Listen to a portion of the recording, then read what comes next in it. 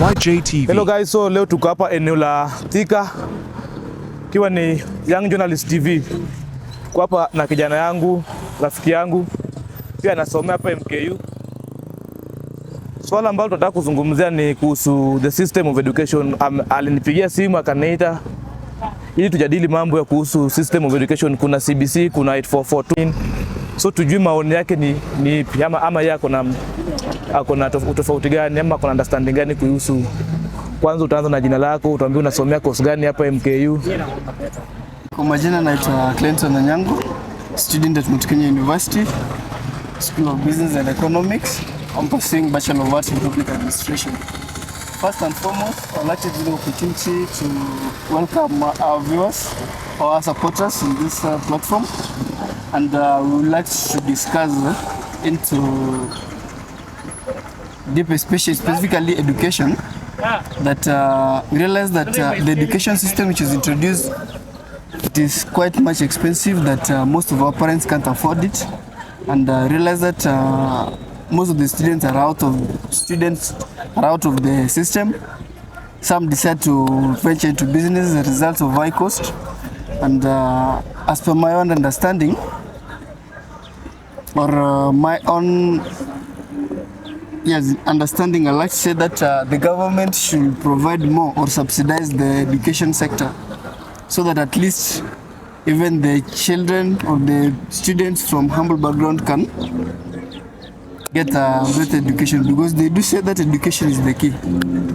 So what's your proposal, as in there's a new taxation measure, there's the money which has been allocated to fund the education system. Do you think it's enough, or what do you think the government is trying to push so that at least the majority of students can access education? Because before we had the CS of education, that was Professor George Mago. He was pushing for 100% transition, that when you finish your high school, all of you go to university. So the question here is, all of us, we have gone to the university, majority of us has pursued different bachelor, different diplomas, different certificates, and the outside world is not fair to us. To find that the other time the deputy president, that is Mr. Rigathi Gachagua, said that to the student of JKUAT that full month they had no jobs in Kenya. So what do you think as a student who also is looking forward to go outside the world? First and foremost, I'd like to take an opportunity also to thank you again for inviting me to this platform. 100% transition, to some extent, it has a lot of disadvantage. It has a lot of limitation, because first of all, realize that it is kind of the government is just trying to transit the students to the next level, and through that you realize that majority who have been given opportunity to proceed to the next level, some of them did perform.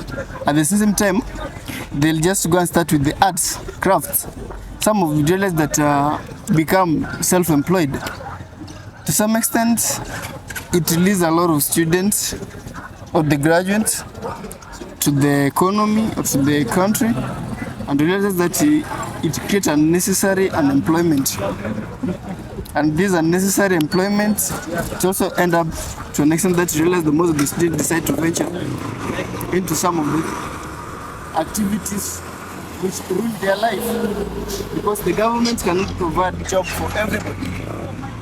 Second, as per the information or talk about the bill which was passed recently, realize that the government tries to allocate more funds to the education sector and health sector, and that's see that it might this time around cover up to some extent that most of the people want most of the students who came from humble background won't miss this fund, because I hope the criteria that the government is going to use to identify the vulnerable, the orphan, or the students whose parents are capable of supporting them through education, I think the government will help them, specifically the orphan, so that at least they should also have some high hope that at the end of their academic they'll have something to start from. And lastly, concerning about the Deputy President, Dr. remarks Dr. Rigathi Gachagua at JKUAT concerning about employment issue. As much as we understand that it is true to some extent that the government has no job for us because the number of graduates are so high in the market and there is no jobs.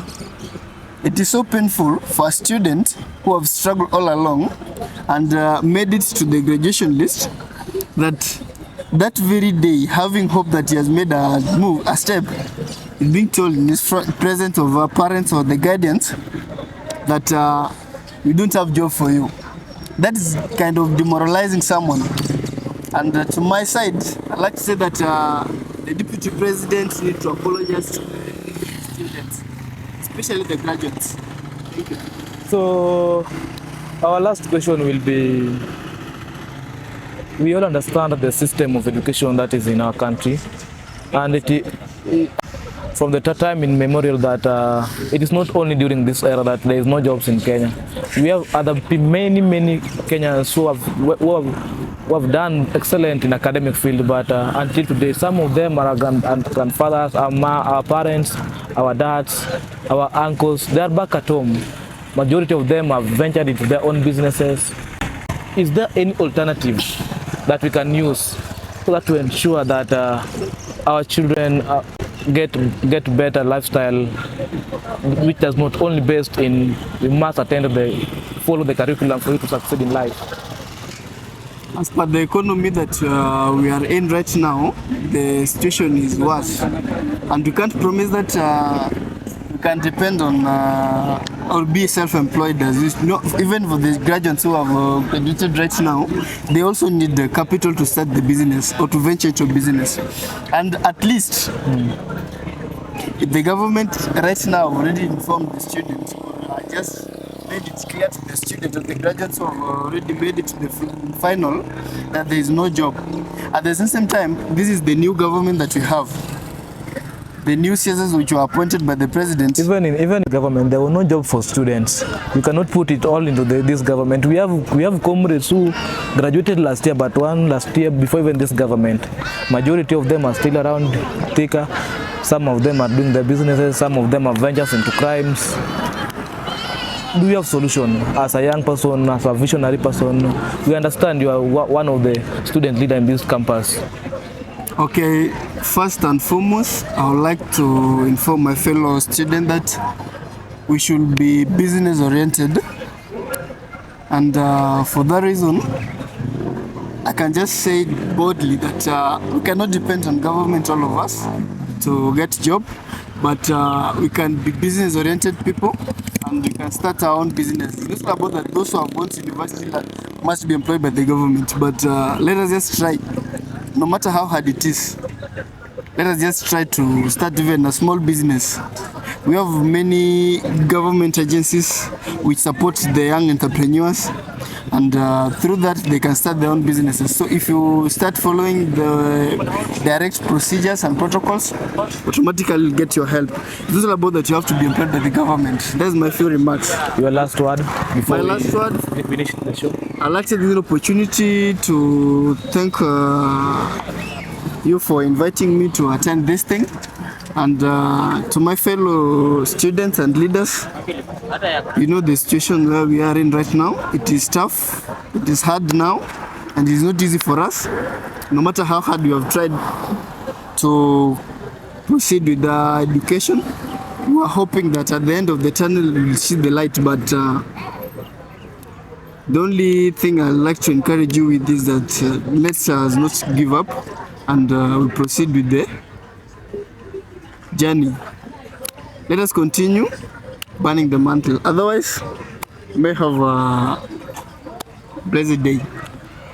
Welcome once again. This is Young Journalist TV. Thank you for your time.